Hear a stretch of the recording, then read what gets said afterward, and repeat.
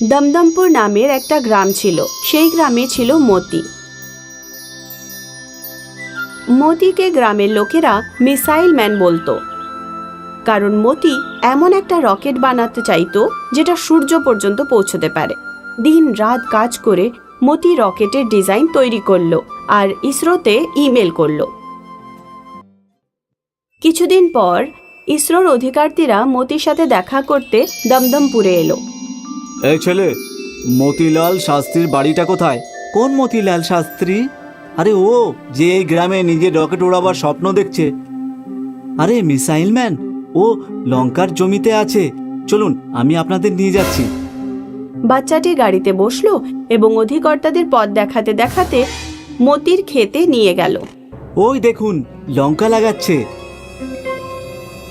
অধিকর্তারা দেখলো একজন চাষি লঙ্কা গাছের চারা লাগাচ্ছে। এটা দেখে তারা হাসতে লাগলো। এ রকেট বানাবে? এ দিওয়ালির রকেটও ওড়ায়নি জীবনে। আপনি মিসাইল ম্যানকে জানেন না, তাই এরকম বলছেন। ঠিক আছে, তুমি যাও, আমরা দেখা করে নেব। বাচ্চাটি চলে যেতেই অধিকর্তারা মতির সঙ্গে দেখা করলো। তুমি আসলে মতি, যে রকেট ডিজাইন পাঠিয়েছিলে আর টেকনিক্যাল সাহায্যও চেয়েছিলে? হ্যাঁ স্যার, আমি। এত কনফিডেন্স কোথা থেকে পাও? কেন, কি হলো স্যার? ডিজাইনে কোনো প্রবলেম আছে? ডিজাইন ঠিক আছে, কিন্তু তোমার মুখ আর ব্যাকগ্রাউন্ড দেখে আমরা টাকা নষ্ট করতে চাইছি না। স্যার, ডিজাইনে কোনো খারাপ থাকলে একদম মানা করুন, কিন্তু ব্যাকগ্রাউন্ড দেখে খারাপ সিদ্ধান্ত নেবেন না প্লিজ। আমার ব্যাকগ্রাউন্ড আপনার থেকে ভালো। আমার দাদু, ওনার বাবা, আমরা সবাই জ্যোতিষী ছিলেন আমাদের বাড়িতে। ও, ওটাই তো Rahu, Ketu and my foot. Nonsense. এটা শুনে মতির খুব রাগ হলো। সে বলল, বেরিয়ে যান এখান থেকে, চাই না আপনাদের সাহায্য। রকেট কিভাবে বানাতে হবে সেটা আমি দেখে নেব। তোমার এই রকম ব্যবহার আশা করিনি। Good bye. অধিকর্তারা চলে যেতেই মতি হতাশ হয়ে কাঁদতে লাগলো। একটাই তো স্বপ্ন দেখেছিলাম জীবনে, আকাশে রকেট ওড়ানোর, কিন্তু এই শহরের বাবুরা ওটাও ছিনিয়ে নিয়ে গেল। কিছুদিন যাবার পর মতির লঙ্কার চারাগুলো বড় হয়ে গেল আর দেখতে দেখতে গাছে লঙ্কা আসতে শুরু হলো। একদিন মতি খেতে এলো আর ও দেখলো একটা বিশাল লঙ্কা হয়েছে। লঙ্কা দেখে মতি অবাক হয়ে গেল। আমি ফর্মুলা 10 ব্যবহার করেছিলাম, ফর্মুলা 1 ব্যবহার করতাম তো এইরকম লঙ্কার চান্সেস ছিল, কিন্তু ফর্মুলা 1 বানানো এত সহজ না। কিন্তু তাও এত বড় লঙ্কা কিভাবে হলো? মনে হয় প্রকৃতির কোনো চমৎকার হবে। মতি ওই বিশাল লঙ্কাটা ভালো করে দেখতে লাগলো। হঠাৎই তার মনে হলো যে লঙ্কাটা রকেটের মতো দেখতে। লঙ্কা রকেটের মতো দেখতে? লঙ্কা প্রকৃতিতে গরম হয়, আর গরমও সহ্য করতে পারে, আর তৈরিও করতে পারে। যদি আমি এই লঙ্কা থেকে রকেট বানিয়ে দিই, তাহলে এটা সূর্য পর্যন্ত যাবে, আর সেখানে গিয়ে ওখানকার তাপও সহ্য করতে পারবে। এই কথা মনে হতেই মতি আনন্দিত হয়ে উঠল। ভগবান, তোমার অনেক অনেক ধন্যবাদ। একটা রাস্তা বন্ধ হয়ে যায় তো অন্য রাস্তা নিজের থেকেই খুলে যায়। এখন না আমার কোনো টেকনিক্যাল সাপোর্ট চায়, না হাই কোয়ালিটির মেটেরিয়াল। ডিজাইনও আমার আর রকেটও আমার। মতি ক্রেন ডেকে ওই বিশাল লঙ্কাটা তুলে তার গোডাউনের সামনে নিয়ে এলো। লঙ্কাটা দেখতে গ্রামের লোকেরা জড়ো হলো এবং দেখে অবাক হয়ে গেল। মতি দিনরাত লঙ্কার ওপর কাজ করতে লাগলো। সে লঙ্কার গায়ে এমন এক যন্ত্র ফিট করলো যা সূর্যের প্রতিটি খবর পৃথিবীতে পৌঁছয়। সূর্যের তাপে যেন কোনো ক্ষতি না হয়, তার জন্য আমাকে রকেট অবশ্যই আমাকে পাহারা দিতেই হবে। মতি লঙ্কার মধ্যে গোলা বারুদ ভরে দিল। লঙ্কার রকেট আকাশে ওঠার জন্য প্রস্তুত হয়ে গেল। তারপর আর কি, মতি সঠিক দিন দেখে রকেট ওড়াবে বলে ঠিক করলো। তাড়াতাড়ি ওই দিন উজ্জ্বল সূর্য উঠল। গোডাউনের সামনে রকেট তৈরি হলো। মতি গোডাউন থেকে রকেট কন্ট্রোল করতে লাগলো। সমস্ত গ্রাম দেখতে লাগলো। মতি ঈশ্বরের নাম নিয়ে বোতাম টিপল এবং লঙ্কা থেকে ধোঁয়া বেরোতে লাগলো। লঙ্কার ধোঁয়াতে সব গ্রামবাসী এবং মতি বিরক্ত হয়ে গেল। সবাই খুব জোরে জোরে কাশতে লাগলো এবং এদিক ওদিক ছুটে চলে গেল, কিন্তু মতি পালালো না, কারণ রকেটের ওড়া এখনো বাকি আছে। এতক্ষণ ধরে সিগন্যাল দিচ্ছে কিন্তু এটা উঠছে না কেন? মতি বিরক্ত হয়ে গেল। লঙ্কা থেকে অনেক ধোঁয়া বেরোতে লাগলো এবং কাশতে কাশতে সারা গ্রামবাসী ক্লান্ত হয়ে পড়ল। ধোঁয়ার ঝাঁঝে মতির নাক কান থেকে রক্ত বেরোতে লাগলো। তবুও সে চুপচাপ নিজের কাজ করতে লাগলো। লঙ্কা সমস্ত ঝাঁঝালো ধোঁয়া বাইরে বের করে দিল আর চমৎকার হয়ে গেল। মতি বারুদের গন্ধ পেল আর দেখতে দেখতে লঙ্কা রকেট আকাশে দ্রুত গতিতে উড়তে লাগলো। লঙ্কা রকেট পৃথিবীর বায়ুমণ্ডল ভেদ করে আকাশের গভীরে অদৃশ্য হয়ে গেল। রকেট আকাশে সুড়ঙ্গ বানালো এবং মতি অনেকক্ষণ ধরে ওই সুড়ঙ্গটা দেখতে লাগলো। অসাধারণ রকেট, আকাশে যেন ক্ষতি না হয় তাই সব ধোঁয়া এখানেই ছেড়ে গেল। আর আমরা মানুষেরা যত উপরে পৌঁছায় ততই খারাপ হয়ে যায়। আমার বিশ্বাস এই রকেট আমাকে হতাশ করবে না। এইভাবে লঙ্কা রকেট যেতে যেতে মানুষদের শিক্ষা এবং যে কোনোভাবেই ওড়ার সাহস দিয়ে গেল।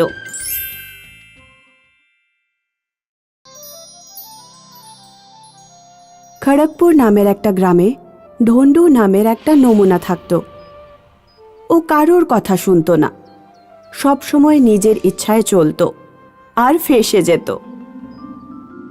কিরে ঢন্ডু, মোষের শরীর কেমন আছে এখন?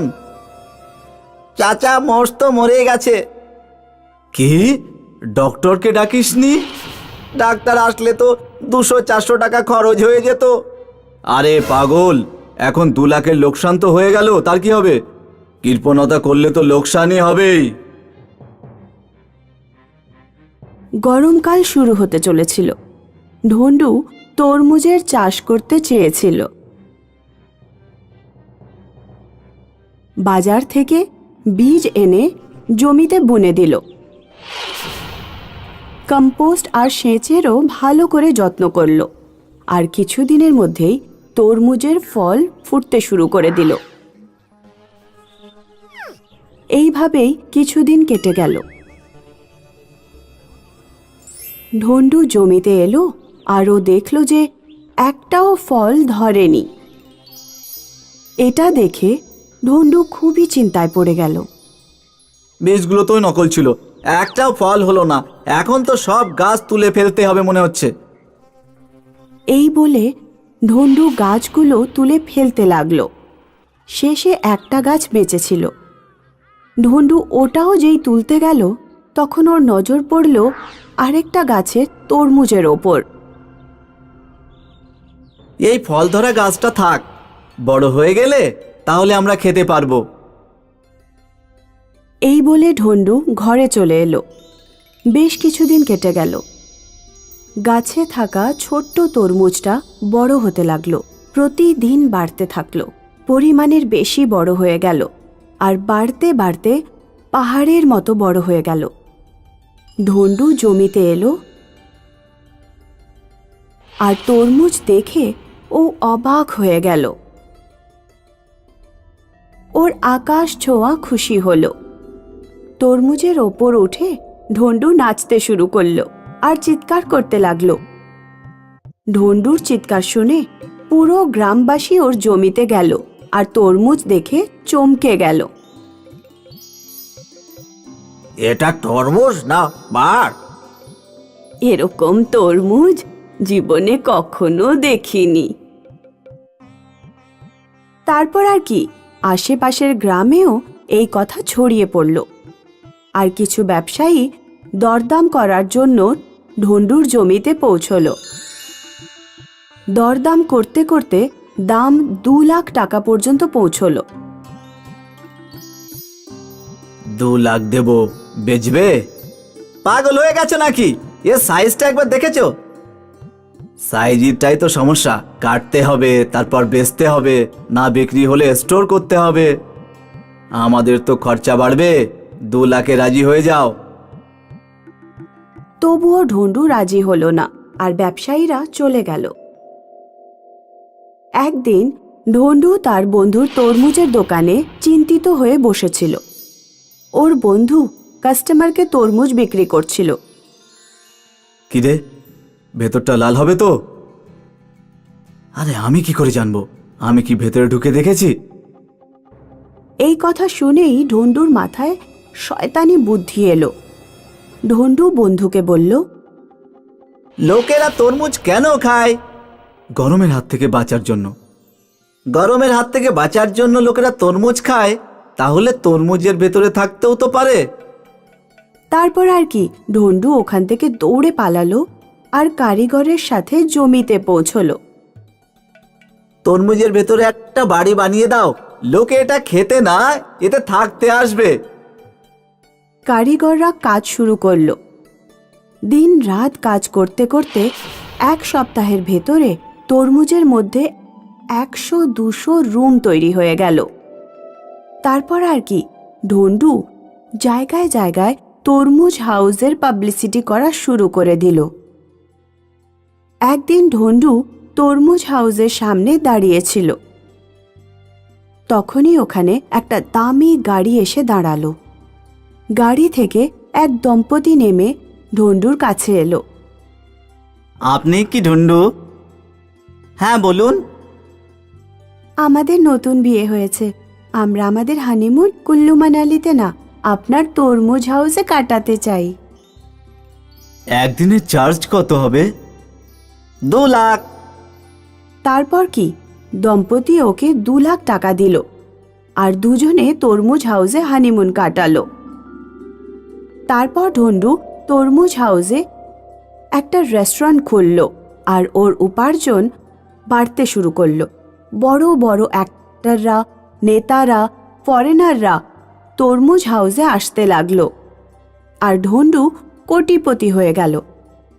একদিন একটা মিউজিয়ামের কিছু লোক ঢন্ডুর কাছে এলো আর বলল, আমরা এই তরমুজ হাউস মিউজিয়ামে রাখবো, বলো কত দাম চাও? আমি বিক্রি করতে চাই না। বিক্রি করে দাও, এমনিতেও বর্ষায় এখানে কেউ আসবে না আর এটা পড়ে থেকে নষ্ট হয়ে যাবে। আমরা প্রযুক্তি দিয়ে 1000 বছর সামলে রাখবো। তবুও ঢন্ডু রাজি হলো না। আর যা হবার তাই হলো। গরম শেষ হতেই বৃষ্টি শুরু হয়ে গেল আর তরমুজ হাউসে তালা লাগিয়ে রাখতে হলো। এখন কেউ তরমুজ হাউসে আসতে চায় না। বৃষ্টির জন্য ঢন্ডুও 2 সপ্তাহ বাড়িতে বন্দি থাকলো। যেই বৃষ্টি থেমে গেল, ঢন্ডু জমিতে গেল।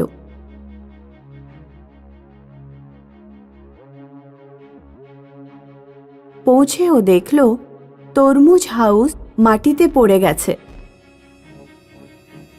ভয়ঙ্কর দুর্গন্ধ বেরোচ্ছিল। এসব দেখে ঢন্ডু বুক চাপড়ে চাপড়ে কাঁদতে লাগলো। হে ভগবান, এ কি হয়ে গেল? আমি বরবাদ হয়ে গেলাম, আমি বরবাদ হয়ে গেলাম। মিউজিয়াম ওয়ালাদের কথা শুনলে পয়সাও পেতাম আর প্রতিষ্ঠাও পেতাম, এখন তো সব শেষ হয়ে গেল।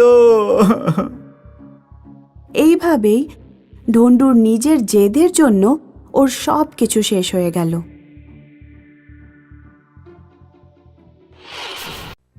আব্দুল একজন খানসামা ছিল যে সুলতান মিয়ার হোটেলে তন্দুরি বানাতো। ভাই, আমাকে একটা তন্দুর পার্সেল করে দাও। আগে এক্ষুনি দিচ্ছি। আপনার হাতের তন্দুরের কোনো জবাব নেই আব্দুল মিয়া। আমি অনেক হোটেলের তন্দুর খেয়েছি, কিন্তু আপনার হাতের তন্দুরের মতো স্বাদ কোথাও পাওয়াই যাবে না। ধন্যবাদ, আপনার যে আমার তন্দুরি ভালো লেগেছে সেটাই অনেক। আব্দুল অনেক বছর ধরে এই হোটেলেই কাজ করছিল। সবকিছু ঠিকই চলছিল। তারপর একদিন সুলতান মিয়ার ছেলে আফজল হোটেলের দেখাশোনা করতে আরম্ভ করলো। ভাই, আপনার হোটেলের তন্দুরির তো কোনো কথাই নেই।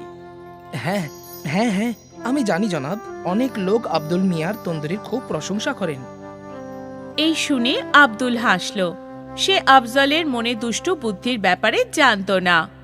আফজল ভেবে রেখেছিল যে ও তন্দুরি কাউন্টার আরো বড় করে বানাবে এবং আরো অনেক খানসামা রাখবে। আব্দুল ভাই, এবার আপনাকে অন্যান্য খানসামাদেরও আপনার মতন তন্দুরি বানাতে শেখাতে হবে। আসলে ব্যাপারটা হলো, আমি তন্দুরির কাউন্টারটা বড় করতে চলেছি যাতে আরো বেশি অর্ডার নিতে পারি, সেই জন্য। হ্যাঁ নিশ্চয়ই, আমি সব খানসামাদের শিখিয়ে দেবো। এই শুনে আফজল খুশি হলো। কিছুদিন পর তন্দুরি কাউন্টার বড় হয়ে গেল। আরো 2 জন খানসামা কাউন্টারে এলো আলতাফ আর আরবাজ। এবার আমাকে ভালো করে দেখো আর শেখো। যদি আমার মতন ভালো করে তন্দুরি বানাতে পারো তাহলে গ্রাহক তোমাদেরও তারিফ করবে। আব্দুল দুজনকে ভালো করে তন্দুরি বানাতে শেখাতে লাগলো। কিছুদিনের মধ্যেই ওরাও আব্দুলের মতন তন্দুরি বানাতে শিখে গেল। আশা করি এবার আপনার হোটেল খুব ভালো ব্যবসা করবে এবং ভালো লাভ করবে। আপনার আশীর্বাদ থাকলে সবই হবে আব্দুল মিয়া। আব্দুল ভালো মনে ওই দুজন খানসামাকে তন্দুরি বানাতে শিখিয়েছিল, কিন্তু আফজল খুব চালাক ছিল। ওর মনে শুধু টাকা রোজগার করার জেদ ছিল। তাই জন্য ও একটা নতুন পোল্ট্রিওয়ালার সাথে সওদা করলো। এই পোল্ট্রিওয়ালা আফজলকে সস্তা দামে মরা মুরগি বিক্রি করতে লাগলো, যার জন্য আফজলের লাভ বেড়ে গেল। তন্দুরি কাউন্টার বড় হয়ে যাওয়ার কারণে গ্রাহকও বেড়ে গিয়েছিল। সবকিছু ঠিকঠাক চলছিল, কিন্তু একদিন যখন আব্দুল বেশ রাত পর্যন্ত হোটেলে ছিল, তখন হোটেলের মালিক সুলতান সেখানে এলো। বাবা আফজল, কেমন চলছে হোটেল? খুব ভালো আব্বা। আমি শুনেছি তুই নাকি পোল্ট্রিওয়ালা বদলে দিয়েছিস। হ্যাঁ আব্বা, এই পোল্ট্রিওয়ালা আমাদের কম দামে মুরগি দিচ্ছে। আচ্ছা, কিন্তু কি করে দিচ্ছে? কারণ সেই মুরগিগুলো আগে থেকেই মরা। ইয়া খোদা, এ কি পাপ করছিস বাবা? এটা ভুল। এরকম পাপ করো না। যদি আমাদের তন্দুরি খেয়ে কারোর শরীর খারাপ হয় তাহলে খোদা আমাদের ক্ষমা করবেন না বাবা। এরকম কিছুই হবে না আব্বা। সব হোটেলওয়ালাই এটাই করে। আমার সব বন্ধুদের হোটেলে এটাই হয়। এখনো কারোর শরীর খারাপ হয়নি, আর আগেও হবে না। আমার কাজ ছিল তোমাকে সাবধান করা, বাকি তোমার ইচ্ছা। এখন এই হোটেল তোমার, আর তুমি এটার মালিক। ভালো হোক বা মন্দ হোক সেটা তোমার সিদ্ধান্ত, ঠিক আছে? সুলতান সাহেব ওখান থেকে চলে গেলেন। এই পুরো কথাবার্তা আব্দুল শুনে নিয়েছিল। কিছুক্ষণ পরে সেও নিজের বাড়ির দিকে চলে গেল। রাত্রে আব্দুল এই ব্যাপারে চিন্তা করতে লাগলো। আমি এমন জায়গায় কাজ করতে পারবো না যেখানে মানুষের শরীর স্বাস্থ্য নিয়ে খেলা করা হয়। এটা একদম ভুল কাজ। কিন্তু আফজল মিয়া আমার কথা শুনবে না। ভালো এটাই হবে যে আমি এই কাজটা ছেড়ে দিই। আব্দুল ভেবে নিয়েছিল যে ও সুলতান হোটেলে খানসামার কাজ ছেড়ে দেবে। পরের দিন সকালেও হোটেলে গেল। আমি কাল সবকিছু শুনে নিয়েছিলাম। এই কাজ করতে আমার মন আমাকে সায় দিচ্ছে না। আমি এই হোটেল ছেড়ে চলে যাচ্ছি। ভালো কথা। তোমার কি মনে হয় তুমি চলে গেলে আমার হোটেল বন্ধ হয়ে যাবে? কখনোই না। কিন্তু তুমি অন্য কোনো হোটেলে কখনো কাজ পাবে না। এটা কিন্তু সত্যি আব্দুল মিয়া। আমি মেনে নিলাম। আমি কাজ না করেও থেকে যাব, কিন্তু বেইমানিতে অংশগ্রহণ করব না। আব্দুল এই কথা বলে সেখান থেকে চলে গেল। ও অনেক হোটেলে কাজ খুঁজতে লাগলো, কিন্তু কোথাও ও কাজ পেল না। ক্লান্ত হয়ে সে একদিন ওর বন্ধু মুস্তাফার সাইকেলের দোকানে গিয়ে বসলো। কি হলো ভাই, আজও কাজ পেলে না? না বন্ধু, জানি না এবার কি করব। আমি তন্দুরি বানানো ছাড়া আর কোনো কাজ করতেও পারি না। তোমাকে কে বলেছে অন্য কাজ করতে? আমি তো এটা বলছিলাম যে তুমি তোমার নিজের তন্দুরির কাউন্টার খুলে ফেলো। অত টাকা নেই আমার কাছে। তন্দুর বানাতে অনেক টাকা লাগে, আর তার উপরে হোটেলও তো চাই না। তার উপর তার ভাড়া, এত কিছু আমি কি করে করব? তোমার দুটো সমস্যার একটাই সমাধান আছে আমার কাছে। একটু অপেক্ষা করো। মুস্তাফা দুটো পুরনো সাইকেলের রিম নিয়ে তার মধ্যে দিয়ে একটা শিক ঢুকিয়ে দিল। নে, তৈরি হয়ে গেছে। এটা কি? বোঝাচ্ছি তোকে। মুস্তাফার কাছে একটা হাতগাড়ি ছিল। মুস্তাফা হাতগাড়ির ওপর একটা লোহার পাট ঠুকে আটকে দিল, আর তারপর সেই তন্দুর ওই হাতগাড়ির ওপর রেখে দিল। এবার এটার নিচে তুই জ্বলন্ত কয়লা রাখ, আর এটা ঘুরিয়ে ঘুরিয়ে তন্দুরি বানা। আরে বাহ, এটা তো খুব ভালো। তুই এটা ভাবলি কি করে? আমি তোর সাহায্য করতেই চাইছিলাম, তাই এটা আমার মাথায় এলো। ধন্যবাদ ধন্যবাদ আমার বন্ধু। পরের দিন আব্দুল তার হাতগাড়িতে তন্দুরি বিক্রি করতে লাগলো। আব্দুল তন্দুরি বানাতে পারদর্শী ছিল। ওর হোটেল ছিল না, তাই সে তন্দুরির দামও কম রেখেছিল। আব্দুলের তন্দুরির ঠেলাতে গ্রাহকদের ভিড় লেগেই থাকতো। ওদিকে সুলতান হোটেলে ফুড অফিসারদের রেড হলো, আর মরা মুরগি বিক্রি করার অপরাধে হোটেল সিল করে দেওয়া হলো, আর আফজলকে জেলে বন্দি করে দেওয়া হলো। হয়তো এটাই প্রকৃতির নিয়ম। ভালোর সাথে ভালো হয় আর খারাপের সাথে খারাপ। তাই জন্য কথায় আছে, যার শেষ ভালো তার সব ভালো। আব্দুল একজন খানসামা ছিল যে সুলতান মিয়ার হোটেলে তন্দুরি বানাতো। ভাই আমাকে একটা তন্দুর পার্সেল করে দাও। আগে এক্ষুনি দিচ্ছি। আপনার হাতের তন্দুরের কোনো জবাব নেই আব্দুল মিয়া। আমি অনেক হোটেলের তন্দুর খেয়েছি, কিন্তু আপনার হাতের তন্দুরের মতো স্বাদ কোথাও পাওয়াই যাবে না। ধন্যবাদ, আপনার যে আমার তন্দুরি ভালো লেগেছে সেটাই অনেক। আব্দুল অনেক বছর ধরে এই হোটেলেই কাজ করছিল। সবকিছু ঠিকই চলছিল। তারপর একদিন সুলতান মিয়ার ছেলে আফজল হোটেলের দেখাশোনা করতে আরম্ভ করলো। ভাই, আপনার হোটেলের তন্দুরির তো কোনো কথাই নেই। হ্যাঁ হ্যাঁ হ্যাঁ, আমি জানি জনাব। অনেক লোক আব্দুল মিয়ার তন্দুরির খুব প্রশংসা করেন। এই শুনে আব্দুল হাসল। সে আফজলের মনে দুষ্টু বুদ্ধির ব্যাপারে জানতো না। আফজল ভেবে রেখেছিল যে ও তন্দুরি কাউন্টার আরো বড় করে বানাবে এবং আরো অনেক খানসামা রাখবে। আব্দুল ভাই, এবার আপনাকে অন্যান্য খানসামাদেরও আপনার মতন তন্দুরি বানাতে শেখাতে হবে। আসলে ব্যাপারটা হলো, আমি তন্দুরির কাউন্টারটা বড় করতে চলেছি যাতে আরো বেশি অর্ডার নিতে পারি, সেই জন্য। হ্যাঁ নিশ্চয়ই, আমি সব খানসামাদের শিখিয়ে দেবো। এই শুনে আফজল খুশি হলো। কিছুদিন পর তন্দুরি কাউন্টার বড় হয়ে গেল। আরো দুজন খানসামা কাউন্টারে এলো, আলতাফ আর আরবাজ। এবার আমাকে ভালো করে দেখো আর শেখো। যদি আমার মতন ভালো করে তন্দুরি বানাতে পারো তাহলে গ্রাহক তোমাদেরও তারিফ করবে। আব্দুল দুজনকে ভালো করে তন্দুরি বানাতে শেখাতে লাগলো। কিছুদিনের মধ্যেই ওরাও আব্দুলের মতন তন্দুরি বানাতে শিখে গেল। আশা করি এবার আপনার হোটেল খুব ভালো ব্যবসা করবে এবং ভালো লাভ করবে। আপনার আশীর্বাদ থাকলে সবই হবে আব্দুল মিয়া। আব্দুল ভালো মনে ওই দুজন খানসামাকে তন্দুরি বানাতে শিখিয়েছিল, কিন্তু আফজল খুব চালাক ছিল। ওর মনে শুধু টাকা রোজগার করার জেদ ছিল। তাই জন্য ও একটা নতুন পোল্ট্রিওয়ালার সাথে সওদা করলো। এই পোল্ট্রিওয়ালা আফজলকে সস্তা দামে মরা মুরগি বিক্রি করতে লাগলো, যার জন্য আফজলের লাভ বেড়ে গেল। তন্দুরি কাউন্টার বড় হয়ে যাওয়ার কারণে গ্রাহকও বেড়ে গিয়েছিল। সবকিছু ঠিকঠাক চলছিল, কিন্তু একদিন যখন আব্দুল বেশ রাত পর্যন্ত হোটেলে ছিল, তখন হোটেলের মালিক সুলতান সেখানে এলো। বাবা আফজল, কেমন চলছে হোটেল? খুব ভালো আব্বা। আমি শুনেছি তুই নাকি পোল্ট্রিওয়ালা বদলে দিয়েছিস।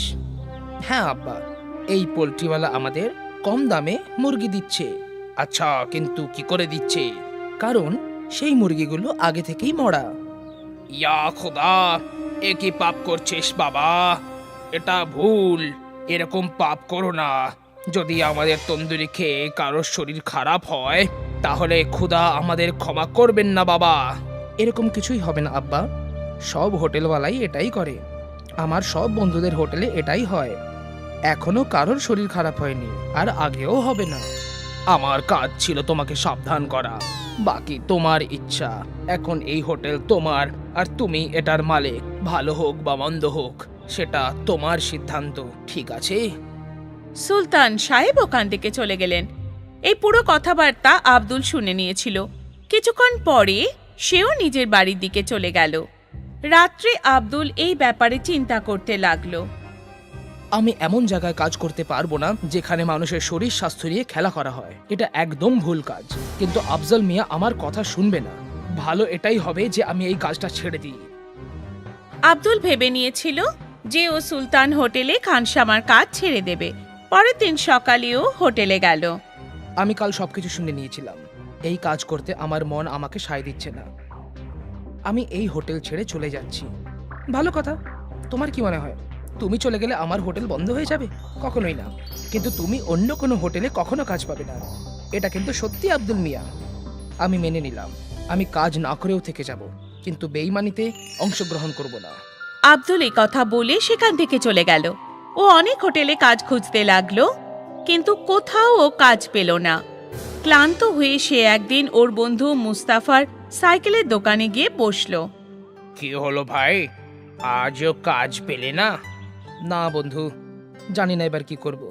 আমি তন্দুরি বানানো ছাড়া আর কোনো কাজ করতেও পারি না। তোমাকে কে বলেছে অন্য কাজ করতে? আমি তো এটা বলছিলাম যে তুমি তোমার নিজের তন্দুরির কাউন্টার খুলে ফেলো। অত টাকা নেই আমার কাছে। তন্দুর বানাতে অনেক টাকা লাগে, আর তার উপরে হোটেলও তো চাই না। তার উপর তার ভাড়া, এত কিছু আমি কি করে করব? তোমার দুটো সমস্যার একটাই সমাধান আছে আমার কাছে, একটু অপেক্ষা করো। মুস্তাফা দুটো পুরনো সাইকেলের রিম নিয়ে তার মধ্যে দিয়ে একটা শিক ঢুকিয়ে দিল। নে, তৈরি হয়ে গেছে। এটা কি? বোঝাচ্ছি তোকে। মুস্তাফার কাছে একটা হাতগাড়ি ছিল। মুস্তাফা হাতগাড়ির ওপর একটা লোহার পাট ঢুকে আটকে দিল, আর তারপর সেই তন্দুর ওই হাতগাড়ির ওপর রেখে দিল। এবার এটার নিচে তুই জ্বলন্ত কয়লা রাখ, আর এটা ঘুরিয়ে ঘুরিয়ে তন্দুরি বানা। আরে বাহ, এটা তো খুব ভালো। তুই এটা ভাবলি কি করে? আমি তোর সাহায্য করতেই চাইছিলাম, তাই এটা আমার মাথায় এলো। ধন্যবাদ ধন্যবাদ আমার বন্ধু। পরের দিন আব্দুল তার হাতগাড়িতে তন্দুরি বিক্রি করতে লাগলো।